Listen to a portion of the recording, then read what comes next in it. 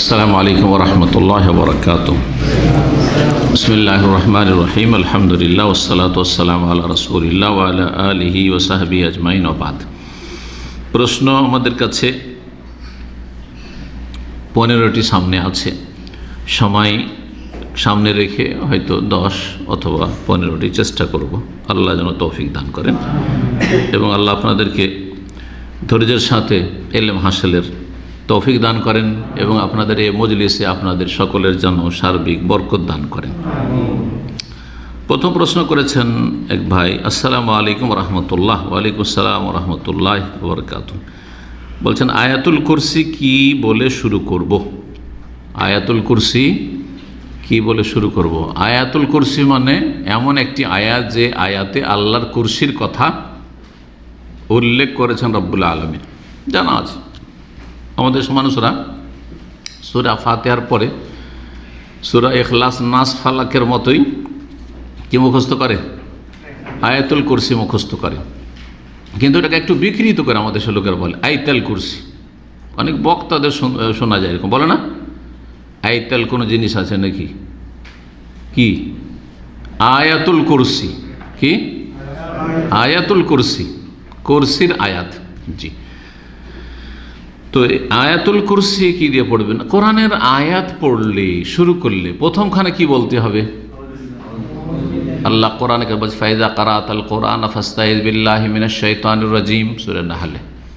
যখন তুমি কোরআন পাঠ করবে, তেলাওয়াত করবে, তখন বিতাড়িত শয়তান থেকে আশ্রয় চেয়ে নেবে। তাহলে আউযু বিল্লাহি মিনাশ শাইতানির রাজিম পড়বেন, এটি প্রসিদ্ধ। এছাড়া আউযু বিল্লাহিস সামিউল আলিম মিনাশ শাইতানির রাজিম পড়তে পারেন, আউযু বিল্লাহিস সামিউল আলিম মিনাশ শাইতানি মিন হামজিহি ওয়া নাফখিহি। জি, এটা বলবেন। আয়াত থেকে শুরু করেন অথবা সূরা প্রথম থেকে শুরু, প্রথম যখন শুরু করবেন। এখন যখন এখানে আউযু বিল্লাহি মিনাশ শাইতানির রাজিম দিয়ে শুরু করছেন, আউযু বিল্লাহি মিনাশ শাইতানির রাজিম, তারপরে আয়াতুল কুরসি কি দিয়ে শুরু হচ্ছে? আল্লাহ। এখানে একটা গুরুত্বপূর্ণ কথা আপনাদেরকে শিখিয়ে দিচ্ছি, যেটা হয়তো আপনারা এর আগে শোনেননি অথবা শিখেননি। সেটা হচ্ছে যে এই আউযু বিল্লাহর শেষখানে কি আছে? মিনাশ শাইতান আর রাজিম, বিতাড়িত শয়তানের কথা আছে। বিতাড়িত শয়তানের কথা। আমি আউযু আশ্রয় গ্রহণ করছি বিল্লাহি আল্লাহর, মিনাশ শাইতানির রাজিম বিতাড়িত শয়তান থেকে। বিতাড়িত শয়তান থেকে, বিতাড়িত শয়তানের কথা এখানে হচ্ছে। তারপরে আয়াতুল কুরসি শুরু হচ্ছে কি দিয়ে? আল্লাহ দিয়ে। সুতরাং এখানে ওয়াকফ করা ফরজ, জরুরি, থামতে হবে অবশ্যই। আউযু বিল্লাহি মিনাশ শাইতানির রাজিম, তারপরে বলেন আল্লাহু লা ইলাহা ইল্লা হুয়াল হাইয়ুল কাইয়ুম, থামা ফরজ। কেন? যদি না থামেন, একসাথে টান দিয়ে পড়ে নেন, জানো অনেক কারি সাহেবরা পড়ে না, এখানে করেন না, কিন্তু অন্য যে এক আয়াতকে আর এক আয়াত, আলহামদুলিল্লাহ রাব্বিল আলামিন আর রহমানির রহিম মালিকি ইয়াউমিদ্দিন পড়ছে না। তো এইরকম করে যদি কেউ পড়ে নাই, তাহলে শ্রোতা ভাববে যে শয়তানের রাজিম নাউজুবিল্লাহ সেই, তারপরে আল্লাহ আসছে, তাই না? কুফর, এর চেয়ে বড় কুফরি আছে যে শয়তান রাজিম আল্লাহ? কুফর, তাই না? এইটা যেন আশঙ্কা না হয়, সেই জন্য থামা এখন ওয়াকফ লাজিম করতে হবে, থামতে হবে। কিন্তু বিসমিল্লাহির রহমানির রহিম আল্লাহু লা ইলাহা, অসুবিধা নেই, কারণ বিসমিল্লাহির রহমানির রহিম শেষে কি আছে? আর রহমান আর রহিম আল্লাহরই নাম আছে, যিনি রহমান যিনি রহিম তিনি আল্লাহু লা ইলাহা ইল্লাহ। অসুবিধা নেই, বুঝতে পেরেছেন? আচ্ছা, কেউ যদি আউযু বিল্লাহ পড়ার পরে বিসমিল্লাহির রহমানির রহিম পড়ে আর তারপরে আয়াতুল কুরসি পড়ে, ভালো, কোনো অসুবিধা নেই। কারণ যে কোনো ভালো কাজের আগে বিসমিল্লাহ পড়া সুন্নাত। বিসমিল্লাহ পড়া সুন্নাত যে কোনো ভালো কাজের আগে। আর ভালো কাজ, ভালো জিনিস পড়া সবচেয়ে ভালো, কোরআন কালামুল্লাহ, কিন্তু এটা জরুরি না, এমনকি ইস্তেআজা সেটাও সুন্নাত, ফরজ নাই আউযু বিল্লাহ পড়া। তো সুন্নাত হচ্ছে আউযু বিল্লাহ পড়া। সূরার শুরুতে যদি হয় তো সূরা তওবা ছাড়া অন্য সবগুলি সূরাতে বিসমিল্লাহ পড়তে হবে, কারণ বিসমিল্লাহ লেখা আছে। আউযু বিল্লাহি মিনাশ শাইতানির রাজিম, বিসমিল্লাহির রহমানির রহিম, আলহামদুলিল্লাহি রাব্বিল আলামিন, এইভাবে। জি, আশা করি উত্তর স্পষ্ট এবং একটি ভালো জিনিস জানলেন যে তাড়াহুড়া করে আউযু বিল্লাহি মিনাশ শাইতানির তারপরে আল্লাহু লা ইলাহা ইল্লাল্লাহ। তেলাওয়াতের ক্ষেত্রে, জিকির আজকারের ক্ষেত্রে যখন জিকির আজকার হিসেবে পড়ছেন, যেমন সালাম ফেরার পর যে জিকির আছে, আয়াতুল কুরসি আছে কিনা, তখন কি আউযুবিল্লাহ পড়বেন? অনেকে বলছেন যে জিকির, যেহেতু জিকির এটা তেলাওয়াত নয়, সেই জন্য আউযুবিল্লাহ পড়বেন, কিন্তু পড়লে পড়তে পারে, যে কোরআনে যেহেতু আয়াত পড়লে পড়তে পারে। দ্বিতীয় প্রশ্ন বলছেন, আসসালামু আলাইকুম শাইখ। ওয়ালাইকুম সালাম ওয়া রাহমাতুল্লাহ। আমার প্রশ্ন হচ্ছে, কোনো ছেলে যদি বিয়ের পরে জানতে পারে তার স্ত্রী বিয়ের আগে জেনাতে বা পরকিয়াতে লিপ্ত ছিল, আউযুবিল্লাহ, নাসালুল্লাহ আসসালামাত ওয়াল আফিয়া, আল্লাহ হেফাজত করেন, তাহলে ছেলেটির কি করণীয়, শরীয়ত কি বলে? ছেলেটি এর এখন স্বাধীনতা আছে। যদি কোনো ব্যক্তি বিয়ের পরে জানতে পারে, কিন্তু জানার জন্য তদন্ত শুরু করবেন না, গোয়েন্দাগিরি করবেন না, সিআইডি লাগিয়ে দেবেন না যে বিয়ে করেছি এর পিছনে এখন সিআইডি লাগো, বোনদেরকে লাগিয়ে দিয়েছে, তারপরে ও শ্বশুর বাড়ির আশেপাশে পাড়া প্রতিবেশী ওদেরকে লাগিয়ে দিয়েছে যে তোমরা একটু তার 5 বছর, যে গত 5 বছর বা 10 বছর সাবালিকা হওয়ার পরে সে কেমন ছিল ওই খবরগুলি এখন দাও তো। এই খবরগুলি আপনাকে আগেই নেওয়া ফরজ ছিল, যদি নিতেন আগেই নিতেন বিয়ের আগে, কিন্তু বিয়ের পরে তদন্ত লাগাবেন এটা জায়েজ নয়, এটা জায়েজ নয়। মানুষের দস্তুরি খোঁজ খবর করা, আর এইটা করতে কিন্তু ফাঁসে অধিকাংশ লোক। বাসর রাত সারা রাত শুধু তদন্তের রাত চলে মূর্খদের। বাসর রাতটা শান্তি কীভাবে, ও তো ঘাবড়িয়ে যাবে, রে সারা রাত তো আমার চললো, এই তো সিআইডি তদন্ত চললো, এই তো সিআইডি তদন্ত চললো, এরপরে যে কি হয় আল্লাহ জানে। তো এতে শান্তি পায় না, ওই জন্য অধিকাংশ লোকের। আপনি আগে জেনে শুনে বিয়ে শাদী করার খোঁজ খবর নিয়ে তারপর খোঁজ খবর পাননি আলহামদুলিল্লাহ, কখনো ওই সব সন্দেহ করতে যাবেন না, সবসময় পজিটিভ থাকবেন, অতি শান্তি আছে, আপনারও শান্তি আছে, তারও শান্তি আছে। জেনে ফেলেছেন এখন যেভাবে হোক না কেন, তাহলে আপনি প্রতারিত হয়েছেন, আপনার সাথে কি করা হয়েছে? প্রতারণা করা হয়েছে, ধোঁকা দেওয়া হয়েছে। যদি কোনো ক্ষেত্রে, ব্যবসা হোক অথবা বিবাহর ক্ষেত্রে হোক, যদি কেউ প্রতারিত হয় তাহলে সেই ব্যবসা সে রিজেক্ট করতে পারে। যে আমি আপনার কাছে গাড়ি কিনেছিলাম, আপনি বলেছেন গাড়ি ভালো, কিন্তু নিয়ে গেলাম আর তারপরে দেখলাম কি গাড়ি চালাইতে লাগলাম, যেখানে সেখানে থেমে যাচ্ছে, বা এসি একেবারে কাজ কুলিং না, আপনি তো বলেছেন এসি এতে কুলিং আছে, কোনো কুলিং নেই, আপনি প্রতারিত হয়েছেন, সুতরাং আপনি ফিরিয়ে দেওয়ার পুরো অধিকার রাখেন।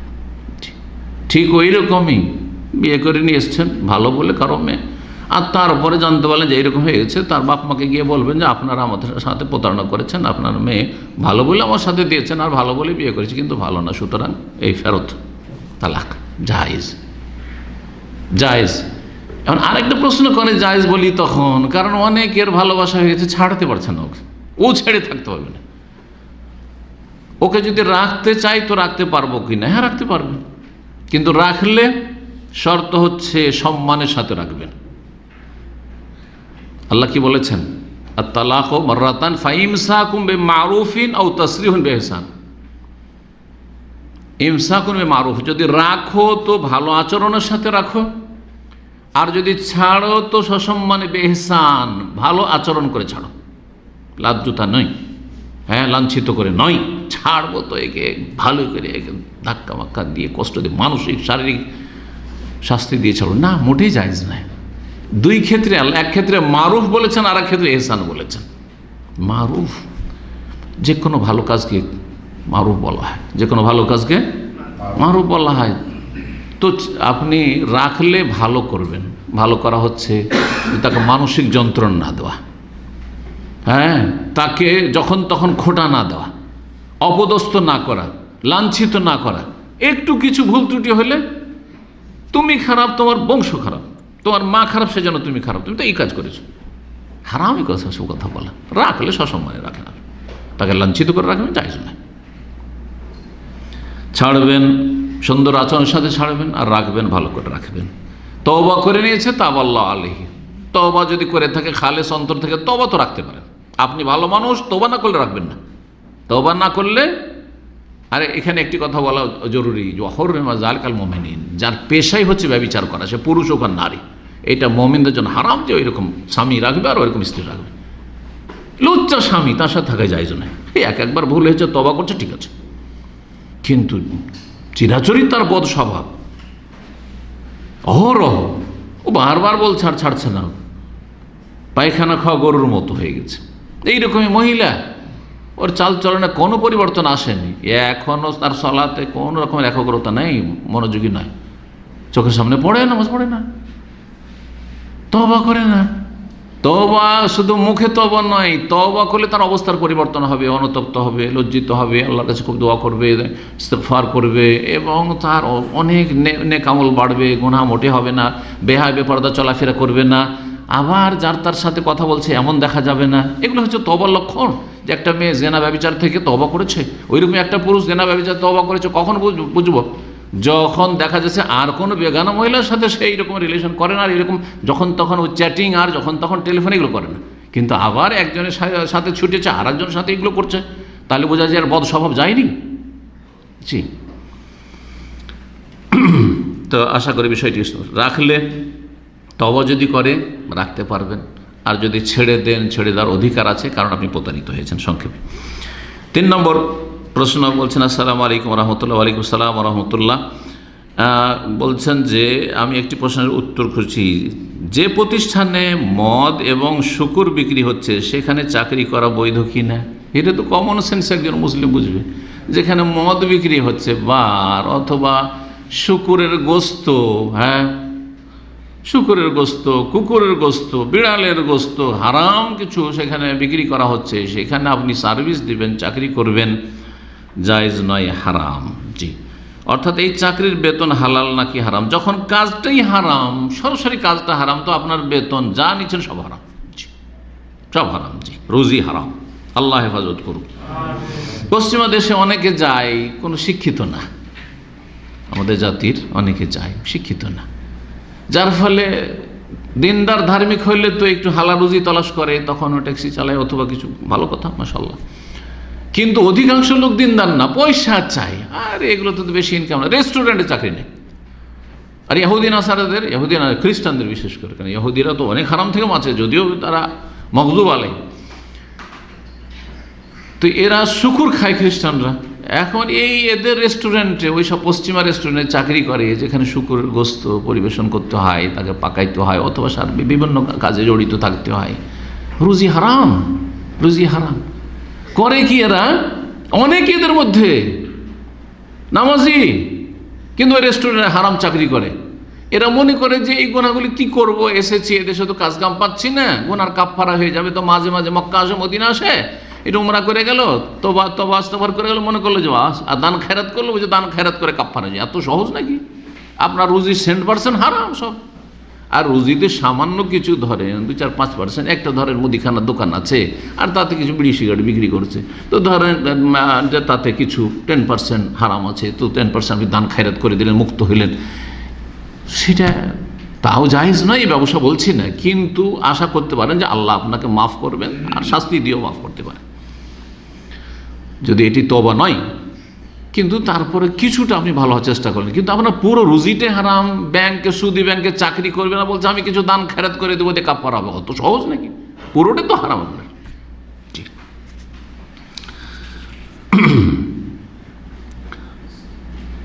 4 নম্বর প্রশ্ন বলছেন, আসসালামু আলাইকুম শাইখ। ওয়ালাইকুম আসসালাম রহমতুল্লাহ। আমাদের দেশের মানুষ পান পাতা এবং সুপারি খায়, আল্লাহ হিদায়াত করুক এবং ভালো জিনিস খাওয়ার তৌফিক দিক। পান কোনো ক্ষতি করে না, তবে সুপারি মানুষের অনেক ক্ষতি করে, খাদ্যনালীতে এবং দাঁতে, এমনকি বেশি খেলে ক্যান্সারও হয়। হ্যাঁ, চুনটা তো লেখেননি, চুনেও ক্ষতি করে, এটা মনে রাখেন, চুনেও ক্ষতি করে। জি, তাহলে এটা খাওয়া হালাল হবে না হারাম হবে? দ্বিতীয়ত, সুপারি দিয়ে মাদ্রাসায় চাঁদা দেওয়া যাবে? জি, সুপারিতে যদি সুপারি উপকারের কোনো কাজে লাগানোর ব্যবস্থা থাকে, সেটাকে অন্য কিছু করে, জানি না আমি, কিন্তু জানার নেই, তাহলে সুপারি চাষবাস করতে পারি। কিন্তু সুপারি সাধারণত বাঙালি জাতি কিসে খায়? পানে খায়, এতে স্বাস্থ্যের ক্ষতি রয়েছে, যেমনটা লিখেছে। তো দিন ইসলামের কিছু নীতিমালা আছে যাতে মানুষের সুস্থতা ধ্বংস করে, মানুষকে মৌতের দিকে, মৃত্যুর দিকে ঠেলে দেয়। মানুষের ক্ষতি রয়েছে, আপনার ক্ষতি, আপনার পাশে আপনার স্ত্রী থাকে, আপনার ছেলে মেয়ে থাকে, তাদের ক্ষতি, যেমন ধূমপানে বিভিন্ন ক্ষতি রয়েছে, অর্থের অপচয় রয়েছে, এই ধরনের জিনিসগুলি হারাম। এই জন্য জিনিসগুলো হচ্ছে হারাম। সুতরাং সুপারি তো তারই অন্তর্ভুক্ত পড়ছে যে আপনার শরীর স্বাস্থ্যের জন্য বড় ঝুঁকি রয়েছে, ক্যান্সার আক্রান্ত হওয়ার সম্ভাবনা রয়েছে, এইরকমই চুন, এরকম খড়, এগুলো তো ক্ষতি রয়েছে। আমাদের এক শিক্ষক ছিল, এক সময় তো আমাদের মাদ্রাসার মোদারেসগুলো তো সব প্রায় পান খেত। হানাফিদের তো এখনও চলে আসছে, কিন্তু আহলে হাদিসও ম্যাক্সিমাম আমাদের ওস্তাদগুলো সব পান খেত। আর তার মধ্যে দুই ভাগ ছিল, এক ভাগ ছিল বিনা জর্দার, আর এক ভাগ ছিল যারা পাক্কা পান খাওয়া, তারা জর্দা ছাড়া পান বুঝে না। আর জর্দা হারাম, জর্দা হচ্ছে তামাক, জর্দা হারাম নিঃসন্দেহ। বিনা জর্দায় পান খেলে হারাম না হালাল, এটাতে আরব ওলামারা এটাকে হারাম বলছে। কারণ তারা বলছে যে এটা অপচয়, অপব্যয়। আর অপব্যয়কারী হচ্ছে শয়তানের ভাই। ইন্নাল মুবাযযির কাম ইখওয়ানাশ শায়াতিন, আল্লাহ সূরা বনী ইসরাঈল বলেছেন। আর আল্লাহ বলেছেন ওয়ালা তুসরিফু, তোমরা অপব্যয় করিও না, অপচয় করি। ইন্নাল্লাহ লা ইউহিব্বুল মুসরিফিন, যারা অপব্যয় করে তাদেরকে আল্লাহ ভালোবাসেন না। তা আপনি চান যে আল্লাহর ভালোবাসা নেবে, আল্লাহর ঘৃণা নিয়ে যাব আল্লাহর কাছে? আল্লাহর ঘৃণা নিয়ে আল্লাহর সামনে হাজির হলে কি জান্নাত পাওয়া যাবে নাকি? অপচয় নাই। হিসাব করেন তো, মাসে পান খাওয়া কতটা বিল আসছে, বছরে তাহলে কতটা বিল আসছে। এই টাকাটা যদি ফলমূল নিজে খেতেন, আপনার বুড়ো বাপ মাকে খাওয়াইতেন, আপনার কচি কাচাদেরকে যদি ভালো কিছু বেবি ফুড খাইতেন, কত না উপকার হইতো। এইভাবে একটা ধূমপানকারী সিগারেট খোরকে বুঝিয়েছিলাম। এইখানে এই শিকড় সামনে একটা বড় মুদিখানার দোকান ছিল, বাকালা, সেখানে আমি জানি। তখন প্রথম দিকে কিন্তু এসেছি 2001-2 সাল এরকম। তো এখানে আমার 4 বছর বাসা ছিল। তো ওই সময়টায় নিচে নেমেছি, দেখছি যে ও সিগারেট কিনছে, বাঙালি। তা আমি যদি ওকে বলি হারাম, তো তখন তার শেখ মতিউর রহমানকে এভাবে চেনে না কেউ। তখন তো ও তো বড় মুফতি হয়ে যাওয়ার চান। কে বললো হারাম? যেমন আলবাদিয়াতে একদিন গিয়েছি, তো একটা সেলুনওয়ালা অথবা লন্ড্রিতে চাকরি করে বাঙালি। ও নামাজের পরে সালাম ফিরে বেরিয়েছে, আর ওর ওখানে যাবো কোনো কাজ, ওর কাছে গেছি। তো আমি ওকে জিজ্ঞেস করছি, নামাজ পড়লেন না? বলছে হ্যাঁ পড়লাম তো। কিন্তু নেমে আসছে তার বিল্ডিং থেকে, আর আমরা যাচ্ছি মসজিদ থেকে। সালাম ফেরার পরে যাচ্ছি, মানে এরপরে নামাজ শেষ হওয়ার পরে। এমন নয় যে মসজিদ থেকে আমার আগে বেরিয়ে চলে গেছে বেশি। ও দেখছি যে সিঁড়ি থেকে নেমে আসছে বিল্ডিং থেকে। বলছে নামাজ পড়লেন না? বলছে হ্যাঁ নামাজ পড়লাম। কোথায়? আমরা তো মসজিদ থেকে, আপনি তো নিচে ওই সিঁড়ি দিয়ে বাসা থেকে নামছেন। বলছে বাসায় পড়লাম। তখন আমি বলছি যে, তখন চেনে না, ওই প্রথম দিকের কথা বলছি, কেউ চেনে না, যে বাদিয়া তো চেনে না অত লোক, যে শেখ মতিউর রহমান। একটা শুধু ওই সেলুনওয়ালা বেলাল, নিউ মুসলিম ছিল সে, চিন্তা ওখানে। তো আমাকে কি বলছে জানেন? যখন বলছি যে আপনার এইভাবে নামাজ হবে, আপনি যে বাসায় নামাজ পড়ছেন, তো কে বললো হবে না? আরে বাঙালি তো কম বড় মুফতি না। এ তো আমি 30 বছর পড়ে অত বড় মুফতি হইতে পারলাম না।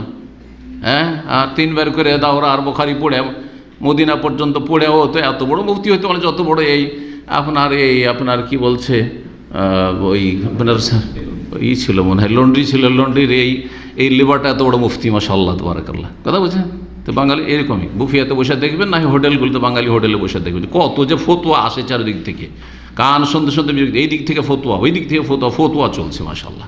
জি, আল্লাহ হেদায়েত করে এদেরকে। তো কি বলছিলাম? ওকে যদি বলি হারাম, তো বললো কে বললো হারাম সিগারেট? তাই ওইভাবে বুঝিয়েছিলাম, ভাই কত টাকা খরচ হয় আপনার মাসে? আরে বলিয়েন না হুজুর, চেনে না তো হুজুর, তো বলিয়েন না হুজুর, দাঁড়িয়ে দেখলে হুজুর। তারপরও একটা আইডিয়া বলেন কত খরচ হয়। মোটামুটি 100 রিয়াল মাসে, 100 রিয়াল মাসে বা 150 রিয়াল এরকম কিছু বলেছিলেন। আমি জানছি 100 রিয়ালে বাংলাদেশে তখন মেলা টাকা, ধরেন 2000 কাছাকাছি, তখন 2000 হয়নি হয়তো, তো 1800 এরকম। তো আমি বললাম যে এই টাকাটা যদি আপনি, আপনার আম্মা আব্বা আছে, আছে বৃদ্ধ, ওদেরকে পাঠিয়ে দিতেন, আর বলতেন যে তোমরা ফলমূল খাও। দেশের লোক তো ফলমূল খাইতে পায় না ভাবে, কত না আপনার নেকি হইতো, আর কত না আপনার উপকার হইতো, আপনার মা বাবার উপকার হইতো। বলছে হুজুর ঠিকই বলছেন, হুজুর ঠিকই বলেছেন।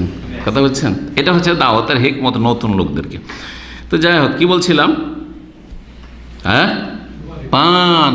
সৌদি আরবের আলমারা, আমাদের শেখ এখানে, উনি পানকে হারাম বলেন, বড় বড় শেখেরা সৌদি আরবের। পান খেয়ে মুখ লাল করে লাভ কি? খাবারের উদ্দেশ্য কয়টি? দুইটা। একটা হচ্ছে হ্যাঁ খিদা দূর করা, আর একটা হচ্ছে স্বাস্থ্যকে ঠিক রাখা। আল্লাহ কোরআনে বলেছেন সূরা গাশিয়াতে, জাহান্নামের খাবারে এই দুটোই গুণ নেই, লা ইউসমিনু ওয়ালা ইউগনি মিন জু। স্বাস্থ্য করো না, স্বাস্থ্য ভালো রাখবে না তাতে, ওয়ালা ইউগনি মিন জু, আর ক্ষুধারও নিবারণ করবে না, খিদাও দূর হবে না। তো এইটা যেমন সিগারেটে আছে, বিড়িতে আছে, জর্দাতে আছে, ধূমপান, না এতে খিদা দূর হবে আর না এতে স্বাস্থ্য ভালো হবে, বরং আরও স্বাস্থ্য ধ্বংস হবে। ঠিক পানেও দেখেন, পান খেয়ে সারাদিন পান খাবো, ভাত খাবো না, রুটি খাবো না, কোথাও থাকতে পারবেন? 2 দিন 3 দিন, হ্যাঁ পারবেন? তাহলে বোঝা গেল এই তো জাহান্নামী খাবার এগুলো। যেই খাবারে শরীর সুস্থও থাকে না আর খিদাও মিটে না, সেই খাবার হচ্ছে জাহান্নামী খাবার। ভালো করে শুনে রাখেন। জি হ্যাঁ, তো কমপক্ষে অপচয় অপব্যয়, যদিও পানের পাতা এমনি চিবালে সেটা আলাদা কথা, কিন্তু তাতে যেগুলোতে ক্ষতি হয়, তারপরে পানের পাতাটাই কেন কিনবেন, লাভটাই কি তাতে? অপচয় না। জি, সুতরাং পান খাওয়া অবশ্যই বর্জনীয়। আলহামদুলিল্লাহ আমাদের আহলে হাদিস ওলামারা পান খাওয়া কমিয়ে দিয়েছে। আমি আলহামদুলিল্লাহ 25 বছর বয়সে একদম ফাইনাল তওবা করেছি, কসম করে, যার জীবনে পান খাবো না। তারপর আবার আমার মুখে পান ঢুকেনি। আর তার আগে মাঝে মাঝে বন্ধু বান্ধব আছে জবরদস্তি, একটা আমি পয়সা দেবো না কখনো, মিষ্টি দিয়ে, এই সুন্দর মিষ্টি দিয়ে একটা পান। জর্দা তো আলহামদুলিল্লাহ মাযুক্ত, কেমন আলহামদুলিল্লাহ আল্লাহ বাঁচিয়ে রেখেছি হারাম থেকে, কিন্তু মিষ্টি দেওয়া পান যে এত মজা লাগে, তারপর আলহামদুলিল্লাহ যেই কসম করলাম, তারপরে কয়েকবার পিড়াপিড়ি করেছে আমার এক শালক, আমি বলছি আমি কসম করে নিয়েছি আপনি কিনবেন। একবার জবরদস্তি কসম কিনেছি, তারপরে পান কিন্তু ওই যে খবরের কাগজ দিয়ে প্যাকিং করে দেয়, এটা পানের খিলি দিল, খিলি বলেন না আপনারা, পানের খিলি দিল প্যাকিং করে। আমি বলি কসম করা আছে, আপনি কি কাফারা দেবে? জবরদস্তি দিলি পকেটে ভরে নিলাম, নিয়ে গিয়ে তখন শ্বশুর বাড়িতে গিয়ে কাকে দিয়ে দিলাম, যা কি খাবি খা। তো আল্লাহ হেফাজত করি সব থেকে। পান খাওয়া ভালো কাজ নয়, ভালো মানুষের কাজ নয়। জি, যদিও মিষ্টি দিয়ে হোক না কেন, আর জর্দা দিয়ে খেলে হারাম, নিঃসন্দেহে হারাম। জি। 5 নম্বর প্রশ্ন বলছেন, আসসালামু আলাইকুম রহমতুল্লাহ বারকাতুহু, মহিলাদের বিবাহের ওয়ালিমাতে অংশগ্রহণ করা যাবে কি? মহিলাদের আবার ওয়ালিমা হয় নাকি? মহিলাদের ওয়ালিমা, এটা উল্টা কথা। জি, যেমন মহিলা পুরুষকে মোহর দেয়, এটা উল্টা মোহর। এই জন্য যৌতুককে আরবরা কি বলে জানেন? উল্টা মোহর, আল মাহরুল মাকুস। আক্স কোনটাকে বলে? যে উল্টো দিকে গাড়ি চালান, রুটের উল্টো, তাহলে আক্স। ওর একটা এই ফাইন আছে না এখানে? জি, আকসুস সাইর বলে ওটাকে। ঠিক ওই রকমই আরবরা কি বলে? উল্টো মোহর বলে যৌতুককে, যেটা হিন্দুরা পণ বলে আর বাঙালিরা মুসলিমরা এটাকে যৌতুক বলে। পণটাও বুঝে অনেকে। তো এটা হারাম। মোহর দেওয়া ফরজ, বিয়ে করেন মোহর দেন না পুরুষ, আর স্ত্রী যদি দেয়, স্ত্রীর বাপ মা দেয়, তো সেটা হচ্ছে পণ, উল্টা মোহর, এটা হারাম। জি, ঠিক ওই রকমই ওলিমা করবে ছেলের বাপ মা, আর মেয়ের বাপ মাকে ওলিমা করতে হবে আর খাওয়াইতে হবে, এটি বেদাত, এটি হচ্ছে বেদাত। জি হ্যাঁ, জামাই গরিব, জামাইয়ের পক্ষ থেকে করছেন, কিন্তু ঘোষণা করেন যে এটা জামাইয়ের ওলিমা, ওটা ঠিক আছে। আপনি বলবেন না যে আমি ওলিমা করছি, হতে পারে এরকম, আমার একটা জামাই হয়েছে, ওই জামাইয়ের আমি এভাবে হেল্প করেছি, ওলিমা ওর, কিন্তু আমি দিয়েছি তাকে। জি হ্যাঁ, তো সেটা আলাদা জিনিস। কিন্তু মেয়ে পক্ষ ওলিমা করবে, এটি বেদাত। সুতরাং বেদাতে অংশ নেওয়া আর বেদাতি খাবার অংশ নেওয়া জায়েজ নয়। জি। 6 নম্বর বলছেন শেখ, আসসালামু আলাইকুম, সরকারি কারেন্ট লাইন থেকে কারেন্ট লাইন টেনে ব্যাডমিন্টন খেলা কি জায়েজ হবে? জায়েজ হবে? সরকারি কারেন্ট কি আপনার বাপ মায়ের? কার? এমনকি সরকারও না। দেশের কত কোটি এখন হয়েছে? 115 কোটি ছিল, 18 কোটি না 20 কোটি? হ্যাঁ, 20 কোটি আনুমানিক ধরেন। 20 কোটি মানুষ সবার, কার কাছ থেকে অনুমতি নেবেন আপনি? সরকারের কাছে আমানত। সরকার যদি স্বেচ্ছাচারিতা করে যে আমি যেহেতু সরকার, রাষ্ট্রপতি, প্রধানমন্ত্রী, আমার বিলটি লাগবে না, খেয়ানত এটা। জনগণ গরিব বিল দিবে, আপনি কেন বিল দিবেন না? আপনি কেন বিল দেবেন? আপনাকেও বিল দিতে হবে। সে আপনাকে আইন যদি বলে যে আপনার এই ফ্যাসিলিটিগুলো দিতে হবে, সেটা আলাদা কথা। কিন্তু কথা হচ্ছে এই নয় যে আপনি সব কিছু দেশের সম্পদের মালিক। দেশের সম্পদ আপনার কাছে আমানত, আপনি সরকার। জি, আল্লাহ যেন বুঝার সবাইকে তৌফিক দান করেন। সুতরাং ব্যাডমিন্টন খেলবেন, আর সরকারে অথবা বাড়িতে বিবাহ শাদী আছে, আর কিছু আছে, মসজিদ, এমনকি মসজিদে নামাজ পড়ে যেন চুরি করা কারেন্ট দিয়ে আপনি মসজিদের লাইট জ্বালাবেন, জায়েজ না? জায়েজ। জি হ্যাঁ, সরকার যদি অনুমতি দেয়, যাকে আমানত দেওয়া হয়েছে, ঠিক আছে, ইসলামিক প্রতিষ্ঠান, মাদ্রাসা, মসজিদ ফ্রি করে দিলাম, বিল নেব না, সেটা আলাদা কথা। জি 7 নম্বর বলছেন, পেশাব করে পানি না নিয়ে পরে কাপড় পরিবর্তন করে নামাজ পড়লে নামাজ হবে কি? জি, পানি নিলেন না, কাপড় পরিবর্তন করে নামাজ পড়লে নামাজ হবে। জি, কাপড় পরিবর্তন করলেন, কাপড় নাপাক হয়ে গেছে, হ্যাঁ, অন্য কাপড় পরলেন, কিন্তু পেশাব যে করেছেন ওইখানে তো পেশাব লেগে আছে, ওখানে মাটি ব্যবহার করে যদি কুলুক নিয়ে থাকেন তো চলবে, পানি ব্যবহার করা জরুরি নয়। কিন্তু সেটাও যদি না ব্যবহার করে থাকেন তাহলে এদিক সেদিক ছড়িয়েছে, পেশাব লেগে আছে, অবশ্যই ধুইতে হবে। আমি পেশাবের চাপ পেলে ধরে রাখতে পারি না, গায়ে লেগে যায় পেশাব, আর আরও ঘন ঘন পেশাব হয়, আমার গায়ে লেগে যায়। যেই জায়গাগুলোতে লেগে যাবে সেই জায়গাগুলি ধুইতে হবে, যথাসাধ্য ধুইতে হবে। তো যদি সলাতের ওয়াক্ত পার হয়ে যাচ্ছে আর আপনি বাড়িতে নেই, কাপড় বদলাতে পারছেন না, তাহলে সলাতের ওয়াক্তের ভিতরে ওই অবস্থায় সলাত পড়ে নিতে হবে, নামাজ পড়তে হবে, সেটা আলাদা মশলা। জি, যেহেতু আপনি রুগী। 8 নম্বর প্রশ্ন বলছেন, আমার বাবার বাড়ি শরীয়তপুর জেলায়। মাশাআল্লাহ, কেউ আছে শরীয়তপুরের এখানে? আপনি? মাশাআল্লাহ, তাবারাকাল্লাহ। শরীয়তপুরের ফতুয়া, খুলনা থেকে যার দূরত্ব 150 কিলোমিটার, এমতো অবস্থায় ভাইদের বাড়িতে বেড়াতে গেলে সালাত কি কসর হবে? তাহলে কোনো মহিলা প্রশ্ন করেছেন, ভাইদের বাড়ি বেড়াতে যাচ্ছেন, কসর হবে 150 কিলোমিটার? হ্যাঁ, কসর হবে। জি, নাকি পুরোটুকু পড়তে হবে? কসর করবেন, কিন্তু থাকবেন কয়দিন এটা দেখার বিষয়। থাকবেন কয়দিন এটা দেখার বিষয়। সঠিক মত যেটি সবচেয়ে বেশি সতর্ক, সেটা হচ্ছে আগে থেকে যদি নিয়ত থাকে যে আমি সেখানে 4 দিনের বেশি, মানে 5 দিন, 6 দিন, 7 দিন, 10 দিন, 20 দিন থাকবো, তাহলে প্রথম দিন থেকে ওখানে মুকিম আপনি।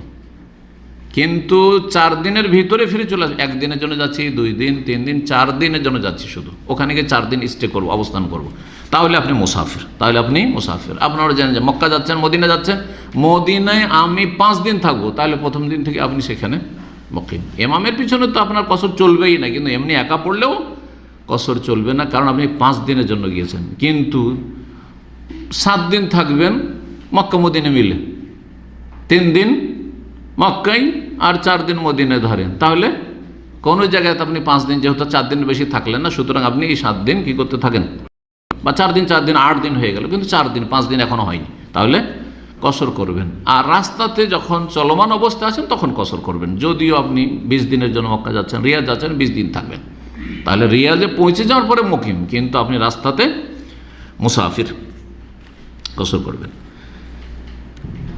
তারপরে বলছেন, আমি হজ ও উমরা বইতে পড়েছি যে বাইতুল্লাহ নামাজের কোনো নিষিদ্ধ সময় নেই, এটা কি সঠিক? হ্যাঁ, বাইতুল্লাহ যেহেতু তওয়াফ 24 ঘন্টা চলতে থাকে, একমাত্র ফরজ সালাতের সময় বাদ দিয়ে, আর তওয়াফের সাথে সংশ্লিষ্ট 2 রাকাত সুন্নত তওয়াফ, তওয়াফের সুন্নত সালাত রয়েছে, সুতরাং নবী সাল্লাল্লাহু আলাইহি ওয়াসাল্লাম হাদিস রয়েছে যে লা ইয়ামনা আন্না আহাদুকুম, তোমাদের কেউ যেন বাধা না দেয়, তাফা বিহাজাল বাইত, যে তওয়াফ করবে এই বাইতুল্লাহ, ওয়াসাল্লা আইয়াতা সাআতিন শাআ, যে কোনো ওয়াক্তে সালাত আদায় করবে, তওয়াফ করলো আর যে কোনো ওয়াক্তে মসজিদে হারামে সালাত আদায় করবে, মিন লাইলিন আও নাহারি, রাত্রে হোক অথবা দিনে হোক, রাত্রে হোক অথবা দিনে হোক। জি হে, সূর্য ওঠার সময় হোক, হ্যাঁ, সূর্য ডুবার সময় হোক, যদিও ঠিক সূর্য উঠছে, ঠিক সূর্য ডুবছে, ঠিক সূর্য মাথার ওপর, এই 3টি সময় যেহেতু নিষিদ্ধ আর কড়া নিষিদ্ধ, সেই জন্য ওই সময় যদি সতর্কতা থাকে, অবলম্বন করে সতর্কতা, তাহলে ভালো। কিন্তু অনেক ওলামারা বলেছেন যে না, যেহেতু এই হাদিস রয়েছে মসজিদে হারামের ক্ষেত্রে, সুতরাং সবসময় নামাজ পড়া যাবে। আর এটা খেয়াল করেও না, অনেক সময় তওয়াফ শেষ হলো, সূর্য ঠিক উঠতে যাচ্ছে হয়তো, বা সূর্য ঠিক ডুবতে যাচ্ছে, সাথে সাথে আপনি দূরে কার নামাজ পড়ে নিলেন, জায়েজ আছে, কিন্তু মসজিদ নববীতে জায়েজ না, মসজিদ নববীতে নয়, অন্য জায়গায় নয়। জি, একটু থেমে যান। জি,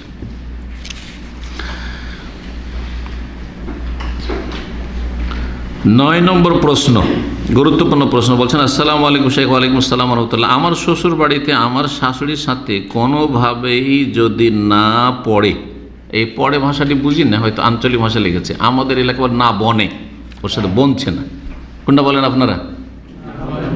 বনছে না। জি, বনছে বা বনছে না, না পড়ে মানে বনছে না, ওর মিল হচ্ছে না। আমার স্বামীর কোনো ভাই নেই, 2 বোন। আমার স্বামীর বোনের 2টি সন্তান আমার শাশুড়ির কাছে আছে। ওই যে স্বামীর বোনের সন্তান আছে, সেটা বোঝা হয়ে যাচ্ছে, এই বোনের কাছে থাকে, আমার শাশুড়ির কাছে থাকে। আমার শ্বশুর বাড়িতে সব মিলিয়ে থাকতে সমস্যা হচ্ছে। এমন অবস্থায় আমি আমার স্বামীর সাথে আলাদা বাসায় থাকতে চাচ্ছি, এমনকি বাড়িতে আলাদা খেতে চাচ্ছি, মানে ও সবার সাথে তো খাবে না। হ্যাঁ জি, আর সবারই এই সব ঝামেলা উঠাবে না। জি, সেই জন্য আমার স্বামী কোনোটাই করতে রাজি হচ্ছে না। স্বামী বলতেছে, একসাথে খেতে না পারলে বাচ্চা রেখে তুমি আমাকে ছেড়ে চলে যাও। এক্ষেত্রে আমার কি করণীয়? উত্তম নসিহা চাচ্ছি শেখ, জাযাকাল্লাহু খাইরান। ভালো, উত্তম নসিহা চাইছেন, এটা ভালো কথা, তাই না? এই ক্ষেত্রে একজন শেখকে একটা মজার ঘটনা বলে দিই। একজন ভালো শেখকে, সৌদি আরবে বড় শেখকে জিজ্ঞেস করেছে এরকম গিয়ে, হ্যাঁ, যে আমার স্ত্রী বলছে, আমি তো জেনারেল লাইনে শিক্ষিত, আর আমার স্ত্রী হচ্ছে আলেমা, ও আবার ইসলামী লাইনে পড়েছে, তো বলছে যে কোরআন হাদিস বলে যে আমার আলাদা ভরণ পোষণ দিতে হবে, সুতরাং আমাকে আলাদা বাসা দিতে হবে, তোমার বাপ মায়ের সাথে আমি থাকবো না, এটা শরীয়ত বাধ্য করছে না, তো আমি আলাদা বাসা পাওয়ার অধিকার রাখি, তো আমাকে আলাদা বাসা দিতে হবে। বেচারা ছিল সম্ভবত ইঞ্জিনিয়ার, ও জেনারেল লাইনের পড়া, এত ফতো টতো যায় না, তো ফেঁসে গেছে, তো চলে গেছে শাইখের কাছে। শাইখকে বলছে এইরকম সমস্যা, আমার স্ত্রী তো বলছে যে আমি তো ইসলামিক স্টাডিজ পড়েছি, আর এতে তো আমার ন্যায্য অধিকার, এটা তুমি দিতে হবে তোমাকে। তখন শেখ বলছে যে ঠিক আছে, ওর অধিকার আছে, ওকে বলো যে ঠিক আছে, এটা তোমার অধিকার আছে, তুমি যদি বলো যে আলাদা বাসায় থাকবো, তোমাকে আমি বাসা ভাড়া নিয়ে দেবো, কিন্তু আরেকটা কথা তোমার স্ত্রীকে বলে দিও যে যেটা তোমার অধিকার, সেটা হচ্ছে তোমার অধিকার 2, 3, 4 বিয়ে করার আছে। তো তুমি গিয়ে বলো যে অসুবিধা নেই, আমার আম্মা যেহেতু বৃদ্ধা হয়ে গেছে, আমার আব্বাও বৃদ্ধ, ওদের সাথে একজন থাকার দরকার, তো তোমাকে আলাদা বাসা ভাড়া নিয়ে দিয়ে দিচ্ছি, আর আমি আরেকটা বিয়ে করেছি আমার আম্মা আব্বার সাথে থাকার জন্য, এই কথাটা গিয়ে বলো। তোমাকে বাসাও দিয়ে দিচ্ছি, ওটা তোমার অধিকার, তুমি পেয়ে গেলে, আর আমার অধিকার হচ্ছে যে আরেকটা আমি বিয়ে করছি।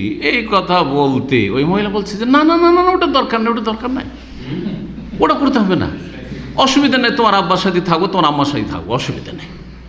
কথা বলছেন না? তো এইটার উত্তর আজকে আমি বলছি এই বোনকে, আর ওই ভাইকেও বলছি যে যদি এইরকম কারো স্ত্রী করে, আপনাদের অনেকেরই করতে পারে, যে এত ঝামেলা আমি বরদাস্ত করতে পারবো না, তোমার বাপ মাকে খাওয়াইতে হবে, আবার তোমার ওই বোন আছে, বোনের ছেলেমেয়েরা আছে, ওদের জন্যই করতে হবে। ঠিক আছে, বোনেরও উচিত হবে অবশ্যই যে যখন একসাথে থাকছে, অথবা শাশুড়ি আছে আর দেখছে যে নাতিদেরকে রাখছি, মেয়ের ছেলে মেয়েদেরকে রাখছি, তো একটু বৌমাকে একা ছেড়ে দেবে না একবারে কাজে, যেমন কিছু শাশুড়ির আছে, এরকম জালেম আছে, বাড়াবাড়ি আছে, বউ আছে আর কেন লাট সাহেব, ও কেন আর কাজ করবে না, না আপনি একটু সুস্থ আছেন তো কাজ করেন, সাথে বউর সাথে একটু পাশে থাকেন।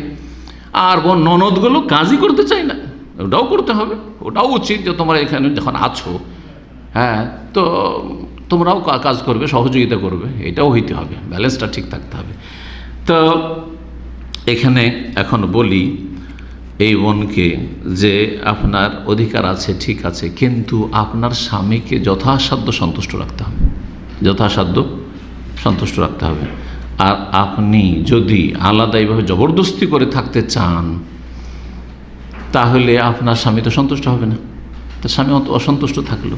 আর একজন নেক্সট স্বামী কখনো সন্তুষ্ট হবে না ওর বাপ মা কষ্ট পেলে, আমিও কখনো হইতে পারি না, আমার আব্বা আম্মা কষ্ট পাবে, আর আমি এরপর সন্তুষ্ট থাকবো যে অসুবিধা নেই, তুমি যখন বলছো আলাদা বাড়ি, তো আলাদা বাড়ি, আলাদা খাওয়া দাওয়া তো আলাদা খাওয়া, অথচ তাতে আমার আব্বা আমার কষ্ট হবে, তাদের দেখাশোনার বিকল্প কেউ নেই, বিকল্প আছে ঠিক আছে, বিকল্প আছে ঠিক আছে। তো এই জন্য আপনাকে নসিহত করব যে ধৈর্য ধারণ করুন, সবুর করুন, এবং দুনিয়াটা হচ্ছে ঋণ, কথা মনে রাখেন, এটা একটা নসিহত। দুনিয়া হচ্ছে কি ঋণ। ঋণ ঋণ দিলে কি করতে হয়, বা ঋণ নিলে পরিশোধ করতে হয়। আজকে যদি আপনার শাশুড়ির সাথে শ্বশুরের সাথে খারাপ আচরণ করেন আর আপনার স্বামীকে বাধ্য করেন যে আমি থাকবো না এরকম তোমার বাপ মায়ের সাথে, আগামীকালকে 10-20 বছর পরে আপনার ছেলেমেয়েরা যখন বড় হবে, ছেলে যখন বড় হবে তখন বলবে যে না আমরা থাকবো না, আমরা বিয়ে করেছি থাকবো না। অথবা আপনার যে বউ আসবো ওই যে ঋণ পরিশোধ করতে হবে, এখন পেমেন্ট করতে হবে। আমার শাশুড়ি জুদা থেকেছে তো আমিও জুদা থাকবো, আমি কেন থাকবো আমার শাশুড়ির সাথে? এটা পছন্দ করেন? আপনি যদি আপনার শাশুড়ির জায়গায় হইতেন, ওই বুড়ি মানুষ, আর আপনার বৌমা যদি এই কথাটি বলতো যে আমি থাকবো না, আমাকে আলাদা নিয়ে থাকবো, আপনার ছেলেকে বলতো, আপনাকে কেমন লাগতো? ভালো লাগতো? জি, নবী সাল্লাল্লাহু আলাইহি ওয়াসাল্লাম সহিহ বুখারী হাদিসে কি বলেছেন? লা ইউমিনু আহাদুকুম, তোমাদের কেউ খাঁটি মুমিন হতে পারবে না, হাত্তা ইউহিব্বা লি আখি মা ইউহিব্বা লি নাফসিহি মিনাল খায়র, যতক্ষণ পর্যন্ত নিজের জন্য যেটা ভালোবাসে সেটা অন্যের জন্য না ভালোবাসবে। নিজের জন্য চান যে আমার বউগুলো যেন আমার সাথেই থাকে, আমার ছেলেরা যেন আমার অন্যেই থাকে। পর্দা অবশ্যই করার চেষ্টা করতে হবে, পর্দার সাথে বেপর্দা করে রাখবেন না, পর্দার সাথে ভালো পর্দার ব্যবস্থা করেন আর তারপরে সহযোগিতা নেন। তো আর একসাথে জয়েন্ট ফ্যামিলিতে যদি থাকেন তো জয়েন্ট ফ্যামিলির যে ক্ষতিকর দিকগুলি আছে সেগুলি থেকে বেঁচে তারপরে জয়েন্ট ফ্যামিলিতে থাকেন। আর ক্ষতিকর দিকগুলি শরীয়ত বিরোধী কাজ করবেন জয়েন্ট ফ্যামিলিতে থেকে, পর্দার 12টা বাজিয়ে দেবেন, গর্দা উড়িয়ে দেবেন, এইরকম করে জয়েন্ট ফ্যামিলিতে থাকা ভালো কাজ নয়। আমাকে কিন্তু অনেকেই একটা বক্তব্য আলোচনা করতে বলেছে এই গত সপ্তাহগুলিতে, যে জয়েন্ট ফ্যামিলির উপকারিতা অপকারিতা সম্পর্কে আলোচনা করেন। খুব গুরুত্বপূর্ণ এই পয়েন্ট, আল্লাহ যেন তৌফিক দান করেন।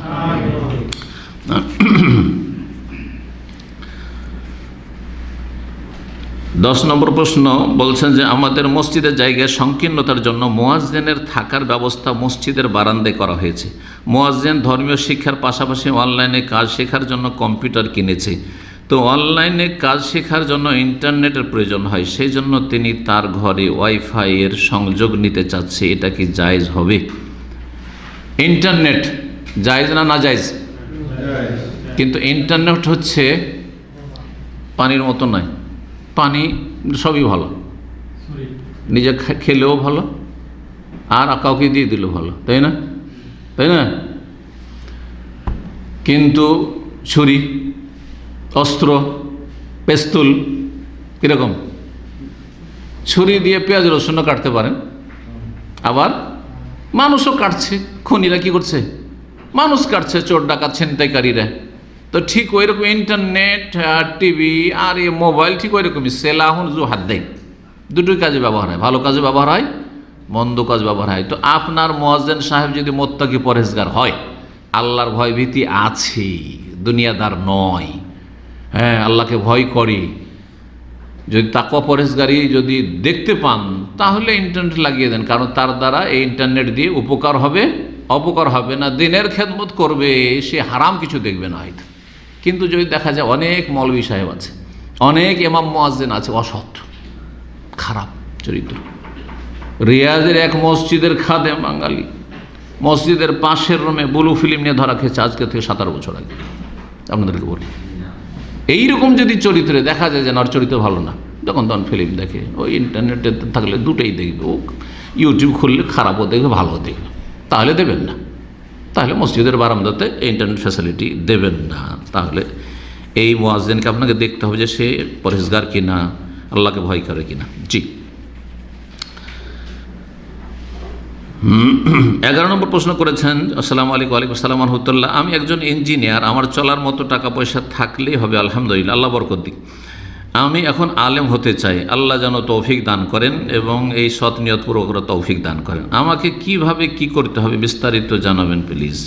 মাদ্রাসায় ভর্তি হয়ে আপনি পড়াশোনা করবেন, হয়তো এইরকম বয়সও নেই, আর বয়স অবশ্য পড়ার বয়স আছে কিন্তু এনার্জি নেই, হয়তো যাবেন একজন ইঞ্জিনিয়ার মানুষ, আর ওই কচিকাচা ছেলেরা যারা ধরেন 5, 6, 7-এ পড়ছে মাদ্রাসায়, যাদের বয়স হয়তো 14 বছর 16 বছর, তাদের সাথে আপনি বসবেন, একজন 25 বছর, অনেক সময় আপনার মানহানি হবে, অনেক সময় আপনি হীনমন্যতায় ভুগবেন, মানসিক কষ্ট হবে, এর একটা মানসিক পীড়া আছে। জি, সিনিয়র জুনিয়র একসাথে যদি পড়তে হয় তো একটা মানসিক কী আছে, কষ্ট আছে। জি, সেটা বরদাস্ত করা কঠিন, সবার জন্য পারবে না, অধিকাংশ লোক পারবে না। তো এই জন্য বলবো যে ভালো আলেমদের সাথে সম্পৃক্ত হন, তাদের সোহবত গ্রহণ করুন। কোরআন সুন্নাহর সালাফি আলেম যারা বড় বড় মদিনা ইউনিভার্সিটি লেখাপড়া করে গেছে, আর আপনার কাছাকাছি তারা থাকেন, তাদের নিয়মিত যে সাপ্তাহিক দর্শগুলি হচ্ছে সেগুলিতে হাজির হন, ইনশাআল্লাহ তার মাধ্যমে অনেক এলেম হাসিল হয়ে যাবে। যেন আমাদের এখানকার অনেক ছেলেরা লেখাপড়া করে গিয়ে মাশাআল্লাহ জুমার খুতবা সুন্দর দিতে পারে, এমনকি অনেকে মাহফিল করছে আলহামদুলিল্লাহ, অনেকে আলহামদুলিল্লাহ বিভিন্ন কেউ মাদ্রাসা করছে, কেউ বিভিন্ন রকমের খেদমত আলহামদুলিল্লাহ করছে, যেগুলো এখানে গণাবার সময় নেই আর প্রয়োজনও নেই। জি, তো ওই রকম চেষ্টা করেন, আল্লাহ তৌফিক দান করবেন। জি, কোরআন এবং হাদিসের প্রথম এলম হাসিলের চেষ্টা করেন যেইভাবে হোক না কেন, আর অনলাইনেও তার সাথে চেষ্টা করেন। একজন ওস্তাদ অবশ্যই ধরেন আর তার সাথে সাথে অনলাইনে চেষ্টা করেন। জি, অনলাইনে গুরুত্বপূর্ণ দর্শ আছে। আমরা শেখ ইবনে বাজ, ইবনে উসাইমিন, আলবানির দর্শগুলি, শেখ সালেহ ফৌজানের কখনও দর্শ তাদের আলোচনায়, কখনও তাদের লিখনি থেকে আমরা এখনও ইন্টারনেটে বিভিন্ন জায়গায় অথবা মাক্তাবা সামেলাতে আমরা স্টাডি করি। জি, 12 নম্বর প্রশ্ন বলছেন, আসসালামু আলাইকুম শেখ। ওয়ালাইকুম আসসালাম। বাংলাদেশ থেকে বলছি, আমার একটা প্রশ্ন, আমি একটা হিন্দু বাড়িতে টিউশন করাই, হিন্দু বাড়ি থেকে টিউশন করানো যাবে? যাবে, অসুবিধা কি? নবী করিম সাল্লাল্লাহু আলাইহি ওয়াসাল্লাম হিন্দুদের সাথে কেনা বেচা করেছেন না করেননি? না, হিন্দু মানে ভুল বলছি, মানে অমুসলিমদের সাথে, হ্যাঁ, ইহুদিদের সাথে, মদিনা ইহুদিরা বসবাস করতো। নবী করিম সাল্লাল্লাহু আলাইহি ওয়াসাল্লাম এসব করেছেন। ব্যবসা বাণিজ্য মুসলিমদের সর্বদা যুগ যুগ ধরে চলে আসছে অমুসলিমদের সাথে। দিনের ক্ষেত্রে কোনো ডিসকাউন্ট চলবে না, দিনের ক্ষেত্রে কোনো ছাড় চলবে, কম্প্রোমাইজ চলবে না, যে তোমাদের মন্দিরে আমরা আসি আর তোমরা আমাদের মসজিদে আসো, তোমাদের পূজাতে আমরা শরিক হই আর তোমরা আমাদের ঈদে শরিক হও, এটা জায়েজ না। লাকুম দীনুকুম ওয়ালিয়া দিন, তোমরা তোমাদের ধর্ম করো যেটা ঠিক মনে করছো, আর আমরা যেটা হক মনে করেছি আল্লাহর দিন, আল্লাহ নাযিল করো, সেটা আমরা আঁকড়ে ধরে থাকবো, এইটা ছাড়নে হলো না। কথা বোঝা গেছে? দুনিয়ার ক্ষেত্রে অসুবিধা নেই। সুতরাং অমুসলিমদের টিউশন করাতে পারবেন এবং তাদের বাড়িতে টিউশন পড়িয়ে আপনি পয়সা নিতে পারবেন, কোনো অসুবিধা নেই। যে সাবজেক্টটা পড়াচ্ছেন সেটা ভালো গঠনমূলক সাবজেক্ট হইতে হবে। এখন কেউ যদি টিউশনে জাদু পড়ায়, জ্যোতিষী বিদ্যা, গণকদের বিদ্যা পড়ায়, নাস্তিকতার শিক্ষা দেয়, তাহলে ইউনিভার্সিটিতে যেসব নাস্তিক টিচাররা আছে তাদের রুজি হারাম, কারণ নাস্তিকতার শিক্ষা দিচ্ছে, ছেলেদেরকে নাস্তিক বানাবার জন্য চেষ্টা করছে। আল্লাহ যেন তাদেরকে ব্যর্থ করেন। জি, কিন্তু আপনি গঠনমূলক, আপনি ভূগোল পড়াচ্ছেন, বিজ্ঞান পড়াচ্ছেন, আপনি ম্যাথ পড়াচ্ছেন, আপনি যা পড়ান আপনি এগুলো সব গঠনমূলক, দুনিয়ার শিক্ষা, কোনো অসুবিধা নেই দুনিয়ার শিক্ষায় শিক্ষিত হইতে এবং শিক্ষা দিতে। 13 নম্বর প্রশ্ন, আসসালামু আলাইকুম শেখ। ওয়ালাইকুম আসসালাম। বিপদে, দুশ্চিন্তায় এবং অভাবে পড়লে কোন দোয়া পড়তে হবে? কয়েকটা, বিপদ, আপদ এক, দুশ্চিন্তা, আর একটা হচ্ছে অভাব। অভাব দূর করার জন্য আল্লাহর কাছে দোয়া করেন। জরুরি নয় যে আরবিতেই করতে হবে, নিজের ভাষায় দোয়া করেন, আল্লাহ তুমি আমার অভাব দূর করে দাও। আরবি মুখস্থ করা কোনো জরুরি নয়, তবে কোরআন হাদিসের দোয়াগুলি পড়লে ভালো। কোরআন হাদিসের দোয়া বুঝে পড়তে হবে, অর্থ বুঝে পড়তে হবে, নিজের ভাষায় দোয়া করেন, আল্লাহ যেন রুজিতে বরকত দান করেন। ছোট্ট একটি দোয়া বলছি, কোরআনে কারীমের সূরা কাসাসে রয়েছে, মূসা আলাইহিস সালামের দোয়া। ফেরাউনের ভয়ে যখন সেখান থেকে পালিয়ে আসলেন 1 সপ্তাহ ধরে, আর তারপরে এসে পৌঁছলেন, একটা কাউকে চেনেন না, একটা কুয়ার কাছে আসলেন। আসার পরে সেখানে যা দেখলেন যে 2 জন মেয়ে, তারপরে ওদের ফ্রিতে কাজ করে দিলেন, পানিগুলো উঠিয়ে বকরি ছাগলকে খাওয়িয়ে দিলেন। তারপরে আল্লাহর কাছে চাইলেন, ওদেরকে বললেন না যে যাও তোমার আব্বাকে গিয়ে বলিও, তোমার আব্বা তো বৃদ্ধ মানুষ, আমাকে যেন কিছু পয়সা দেয়, আমি 7 দিন ধরে অনাহারে আছি, কথা বললেন? বলতে পারতেন, আমরা বললে যাই, অসুবিধা নেই, যে তোমাদের কাজ করে দিলেন, একটু অভাব আছে, আমার পয়সা দিও, কারণ পারিশ্রমিক দিও, আমার প্রয়োজন আছে। কিন্তু না বলে সুম্মা তাওয়াল্লা ইলা যিল, ছায়াতে আসলেন গাছের, ক্লান্ত পরিশ্রান্ত হয়ে গেছেন, এক তো ক্ষুধায়, প্রচণ্ড ক্ষুধা। আল্লাহু আকবার। বলছে রব্বে ইন্নী লিমা আনজালতা ইলাইয়া মিন খাইরিন ফাকির। আমি এই দোয়াটি খুব করি, এই জন্য আলহামদুলিল্লাহ আমার অল্পতে অনেক বরকত আছে।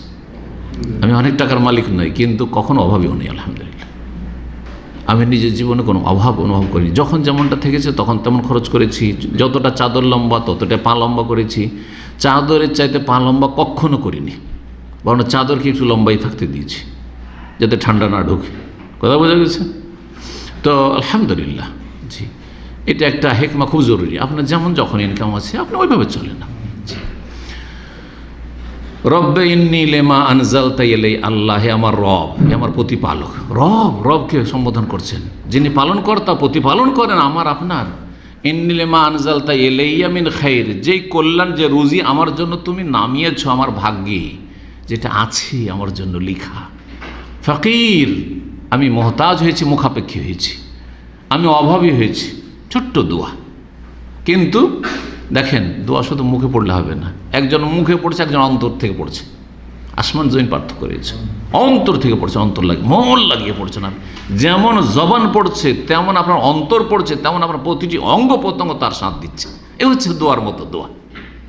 এবং যেই সময়গুলিতে দোয়া কবুল হয় ওই সময়গুলিতে দোয়া করবেন। তারপরে রব্বানা আতিনা ফিদ দুনিয়া হাসানা ওয়া ফিল আখিরাতি হাসানা ওয়া কিনা, সবই তো চাইলেন আপনি। দুনিয়ার কল্যাণ হচ্ছে দুশ্চিন্তা না থাকা, টেনশন না থাকা। দুনিয়ার কল্যাণ হচ্ছে আপনার অভাব না থাকা। আখিরাতের হাসানা জান্নাত, এবং জান্নাত যেতে যতগুলি স্তরে সবগুলিতে পার হয়ে যাওয়া আরামসে। জি, আল্লাহ যেন তৌফিক দান করেন। এছাড়া ঋণী যদি হন তো ঋণ মুক্ত হজ, আল্লাহ মাকফিনা বিহালালিকা আন হারামিকা ওয়া আগনিনা বিফদলিকা আম্মান সিওয়াক। আরও দোয়া রয়েছে, আল্লাহুম্মা ইন্নী আউযু বিকাল হাম্মি ওয়াল হাযান, দুশ্চিন্তা এবং শোক, দুঃখ, কষ্ট। ওমিনাল জুবনি ওয়াল বুখল, অমিনাল আজজি ওয়াল কাসাল, অমিন গালাবাতি দাইন ও কাহরির রেজাল, ইত্যাদি ইত্যাদি।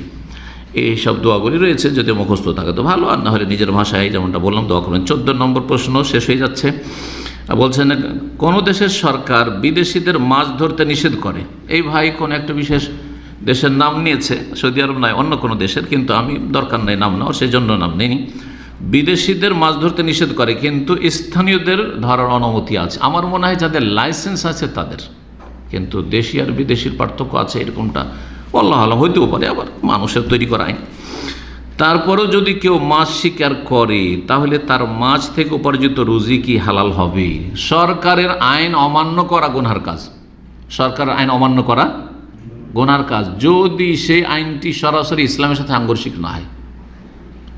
ওদের দেশ, ওদের দেশের সাগর, ওদের দেশের নদী, বলছেন না এইখানকার লোকেরা, লোকাল লোকেরা এখান থেকে ধরে খাবে। আপনি বিদেশ থেকে যে চাকরিতে ওই চাকরিতে সীমিত থাকেন, আইন তৈরি করেছে। এখন সরকারের আনুগত্য করা ফরজ, বোঝা গেছে। কিন্তু যদি কেউ আনুগত্য না করে তাহলে তার রুজি হারাম হয়ে যাবে, এটা বলতে পারবো না।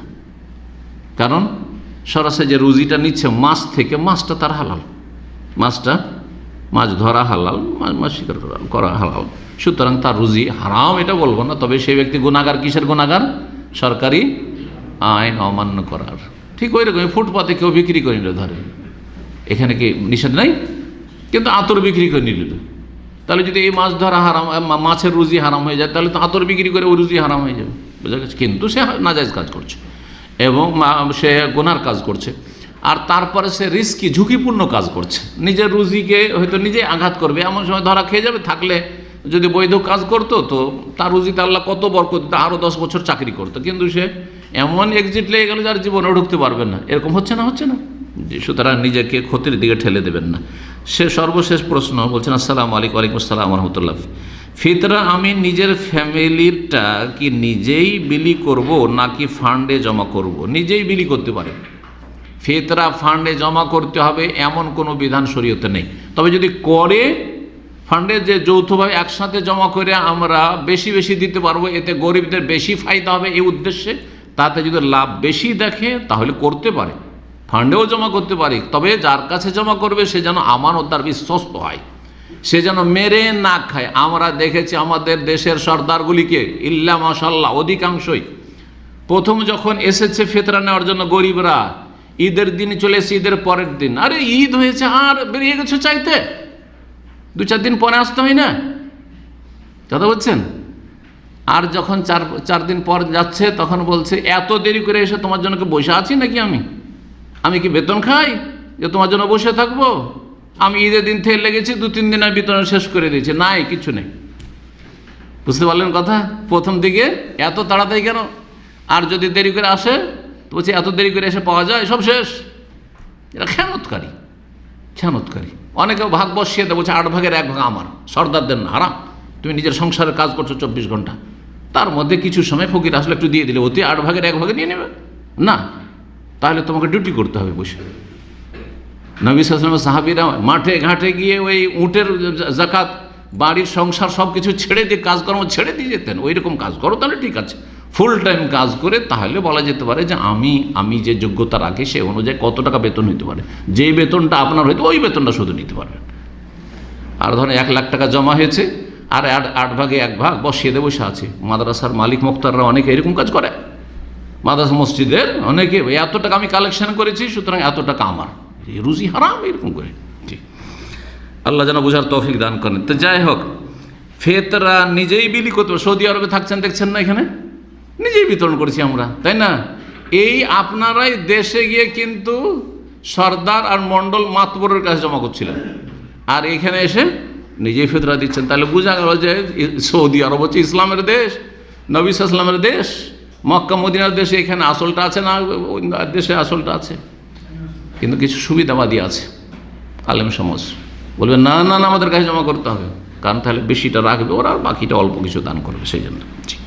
তো যাই হোক, কেউ যদি গঠনমূলক কাজের জন্য দেখে যে ফায়দা বেশি জমা করে, তাহলে জমা করবে ফান্ডে, আর না হলে নিজেই বিতরণ করবে।